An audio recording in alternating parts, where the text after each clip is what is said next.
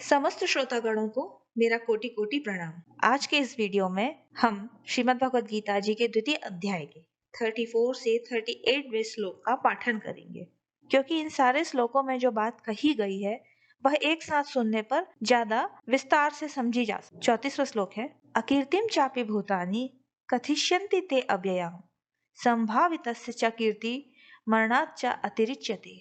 अर्थात श्री कृष्ण जी अर्जुन से कह रहे हैं कि सब प्राणी भी तेरी सदा रहने वाली अपकीर्ति का कथन अर्थात निंदा करेंगे। वह अपकीर्ति सम्मानित मनुष्य के लिए मृत्यु से भी बढ़कर दुखदायी होती है। अभी हमारे पिछले वीडियोस में हमने देखा कि किस तरह अर्जुन जी युद्ध ना करने का विचार कर लेते हैं और फिर श्री कृष्ण जी उनको समझा रहे हैं कि तुम्हारे लिए युद्ध करना ही श्रेष्ठ है। और वो क्यों श्रेष्ठ है, तो उसी तारतम्य में उन्होंने कहा कि यदि तुम युद्ध नहीं करोगे तो संसार की दृष्टि में जो तुम श्रेष्ठ माने जाते हो, जो तुम्हें सबसे बड़ा धनुर्धर जो योद्धा समझते हैं, उन्हीं की दृष्टि में तुम निम्नता को प्राप्त हो जाओ। यहाँ पर एक शब्द का प्रयोग किया गया है, अव्ययाम।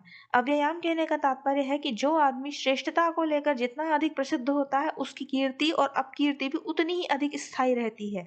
संसार की दृष्टि में जो श्रेष्ठ माना जाता है, जिसको लोग बड़ी ऊंची दृष्टि से देखते हैं, ऐसे मनुष्य की जब अपकीर्ति होती है तब वह अपकीर्ति उसके लिए मरने से भी अधिक भयंकर दुखदायी होती है। भाई कहते हैं ना कि जितना नाम बड़ा होगा बदनामी भी उतनी ही बड़ी होती है। तो वही एक बात यहाँ पर श्री कृष्ण जी ने अर्जुन जी को समझाई है। 35वां श्लोक है, भयाद्रणादु परतम मनस्यन्ते त्वं महारथः येषां च त्वं बहुमूतो भूत्वा यास्यसि लाघवम। अर्थात महारथी लोग तुझे भय के कारण युद्ध से हटा हुआ मानेंगे, जिनकी धारणा में तू बहुमान्य हो चुका है उनकी दृष्टि में तू लघुता को प्राप्त हो जाएगा।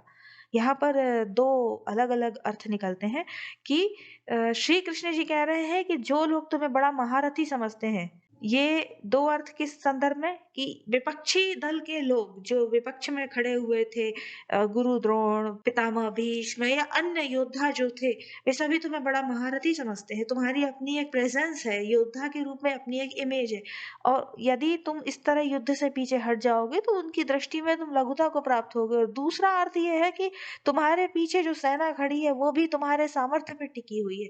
कोई भी सेना अपने राजा के पीछे चलती है। यदि राजा सामर्थ्यवान होता है तो प्रजा बिल्कुल सहर्ष और उत्साह से युद्ध की तरफ अग्रसर होती है। यदि अर्जुन स्वयं पीछे हट जाएंगे तो सेना के मन के उत्साह में निश्चित ही कमी आएगी और स्वयं अपनी ही सेना की दृष्टि में हम कायरता को प्राप्त हो जाए। 36वां श्लोक है, अवाच्य वादांश बहुन वदिष्यन्ति तव हितः निंदतस्त्व सामर्थ्यम ततो दुखतरम नु किम। अर्थात तेरे शत्रु लोग तेरे सामर्थ्य की निंदा करते हुए बहुत से न कहने योग्य वचन भी कहेंगे, और उससे बढ़कर और दुख की बात क्या होगी। अर्थात कि यदि अर्जुन जी युद्ध से पीछे हट गए, युद्ध नहीं करते हैं, तो जो उनके दुश्मन हैं, जो सामने दुर्योधन है, दुशासन है, ये सभी ना कहने योग्य दुर्वचन कहेंगे कि अरे वो तो कायर है, अरे वो तो युद्ध से डर गया, और न जाने क्या क्या वचन, जो कि सर्वथा अनुचित है। और उस वह अपमान एक क्षत्रिय के लिए घोर निंदा कारक और मृत्यु से बढ़कर है। 37वां श्लोक है, हतो वा प्राप्स्यसि स्वर्गम जित्वा वा भोक्ष्यसे महीम तस्माद् उत्तिष्ठ कौन्तेय युद्धाय कृत निश्चय। अर्थात अगर तुम युद्ध में मारे गए तो तुम्हें स्वर्ग की प्राप्ति होगी, और युद्ध में जीत गए तो पृथ्वी का राज्य भोगोगे। अतः हे कुंती नंदन, युद्ध के लिए निश्चय करके खड़े हो जाओ। यहाँ पर हमारे कुछ पिछले वीडियो में हम देखेंगे कि अर्जुन जी ने कहा था कि हमको यह पता नहीं है कि हम युद्ध जीतेंगे या हारेंगे। तो अर्जुन जी के संदेह को भगवान यह स्पष्ट कर रहे हैं कि अगर तुम युद्ध में कर्ण आदि के द्वारा मारे भी गए तो तुम स्वर्ग को जाओगे, और यदि तुम्हारी जीत हुई तो तुम पृथ्वी का राज्य भोगोगे। तुम्हारे तो दोनों ही कंडीशन में विन विन सिचुएशन तुम्हारे लिए।